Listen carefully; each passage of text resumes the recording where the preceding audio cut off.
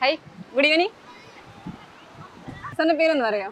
ചന്ദ്രബാബു. ചന്ദ്രബാബു. എവിടെ നിന്നാ വരുന്ന സ്ഥലം? എവിടെയാ? കണ്ണൂര്. കണ്ണൂര്. ഇങ്ങോട്ട് ഇവിടെ. അപ്പൊ വർക്ക് ഇവിടെയാണ് ചെയ്യുന്നത്? ഇല്ല, റിട്ടയർ ചെയ്താണ്. റിട്ടയർ ചെയ്താണ്. ഇവിടെയാണ് താമസമൊക്കെ? ഒരു വൈഫാണ്. വരൂ. മാമിന്റെ പേര്? ശ്രീജ. എന്താ ചെയ്യുന്നത്?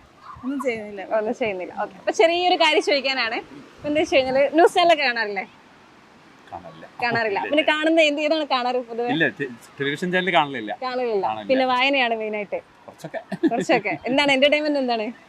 കാര്യമായിട്ടൊന്നുമില്ലെന്നേ. അപ്പൊ എന്താണ് പൊതുവെ കേരളത്തിലെ ന്യൂസ് ചാനലിനെ പറ്റി എന്താണ് അഭിപ്രായം? എന്താ? ടെലിവിഷൻ ചാനലുകള് എണ്ണം കൂടുതലാണ് എന്നുള്ളതാണ് ഇപ്പോൾ ഉള്ളത് വലിയ പ്രയാസം. കോമ്പറ്റീഷൻ ആയത് കൊണ്ട്. അതെ, അപ്പൊ മത്സരിക്കേണ്ടി വരുന്നത് എന്നുള്ളത് കൊണ്ട് അത് വല്ലാത്ത ചില മൂല്യച്യുതി ഉണ്ടാക്കുന്നുണ്ട്. അതാണ് ഞങ്ങളൊക്കെ അങ്ങനെയാ പറയാ. ആയിക്കോട്ടെ. അതാണ് പൊതുവെയുള്ള അഭിപ്രായം. വാർത്തകളൊക്കെ കറക്റ്റ് ആളുകളിലേക്ക് എത്തുന്നുണ്ടോ? ഒന്നും കൂടെ സ്പീഡ് ആയില്ല.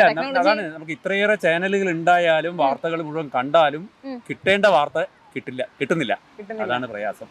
അതുകൊണ്ട് തന്നെ പലപ്പോഴും വാർത്തയുടെ വിശകലനങ്ങളാണ് നമുക്ക് കൂടുതലായി കേൾക്കുന്നത്, കാണേണ്ടി വരുന്നത്. വാർത്ത അതിന്റെ ഇടയിൽ ചോർന്നു പോകുന്നുണ്ട്. അതുകൊണ്ടാണോ സാർ ന്യൂസ് ചാനൽ കാണുന്നത്? അതെ, കുറച്ചു കാലം കണ്ടു, പിന്നെ വലിയ കൗതുകം തോന്നുന്നില്ല. ശരി, എന്നാ താങ്ക് യു.